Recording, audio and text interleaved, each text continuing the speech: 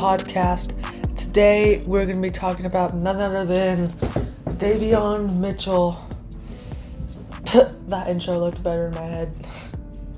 DAVION Mitchell hasn't had the start I was expecting this season, and I am going to share with you today those 3 reasons I have on why he hasn't had that start, okay? Alright guys, buckle up because this video may be a little long. The first reason is that at the end of the Kings season last year, De'Aaron Fox was quote-unquote, and DAVION...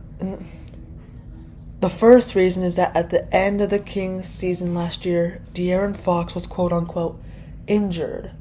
Okay, aka he was just sitting out because the Kings were losing. And DAVION was on the starting lineup, and DAVION did really well during that season. He averaged 11 points, 4 assists, and 1 steal per game. And this season, he was averaging 6.5 points, 2 assists, and 0.5 steals per game. So what happened? Well, at the end of the season last year, he had 5 20-point games in a row. And that's when De'Aaron Fox wasn't playing. Those 5 games, he scored 20-plus points. And he came back when Domantas Sabonis came to the team because they were trying to see how that would work out. And what happened was, at the time, DAVION was really their only backup point guard. So he got a lot of minutes at that position. He also, at that time, was shooting really well from 3 on those 5 games where he had 20-plus. So DAVION got a lot of time, and he was able to shoot basically all the shots he wanted at the end of the season because the Kings weren't going to make the playoffs. So all they were doing was just trying to finish off the games, and DAVION took advantage and went on fire at the end of the season.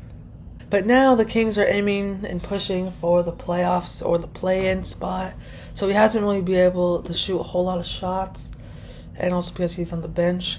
He also hasn't been shooting a lot of shots because the Kings have some new players like Kevin Huerter, Malik Monk, Domantas Sabonis, Keegan Murray. So the ball just almost completely came out of DAVION's hands. So he rarely ever gets the ball. So I think DAVION and the Kings can be a lot better if they give DAVION the ball more. But here's the thing. DAVION doesn't have to have the ball to do well. As we all know, he's a fantastic perimeter defender. He could lock guys up like crazy. So, I think personally, DAVION should get the ball more off the bench, and he could really knock down shots if he gets the ball.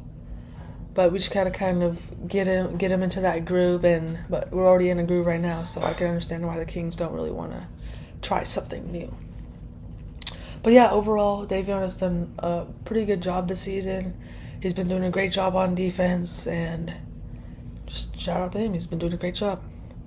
So DAVION hasn't done bad because the reason he has those numbers is out of his hands. So it's not really his fault. So that's going to be all for this episode. Hope you guys are enjoying this series. The next person we're going to be doing, I believe, is Malik Monk. And I'll see you guys next time.